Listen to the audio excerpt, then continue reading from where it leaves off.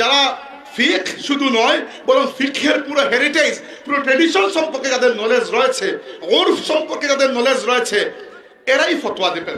অতএব দয়া করে আমার ভাইয়েরা, আমার বয়সী যারা, এদেরকে বলছি, আমি জীবনেও ফতোয়া দেই নাই, আপনারাও দিবেন না। ফতোয়া দেওয়া থেকে বেঁচে থাকুন। ফতোয়া দেওয়ার দায়িত্ব আমরা সিনিয়র উলামায়ে কেরাম আর রাসিখুনা ফিল ইলম যারা, এদের হাতে দিয়ে দেই। আপনি দিন হাসিল করবেন, অবশ্যই করবেন।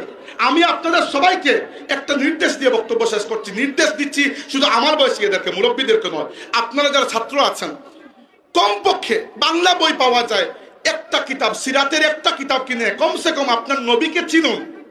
কমসে কম আল্লাহ কার মাধ্যমে আপনাকে হিদায়ত দিয়েছেন, উনাকে যদি না চিনেন, আমি নিশ্চিত এখানে যদি জিজ্ঞেস করি আমাদের নবী সাল্লাল্লাহু আলাইহি ওয়াসাল্লামের কয়জন মেয়ে ছিলেন নাম বলুন, বেশিরভাগ বলতে পারবেন না।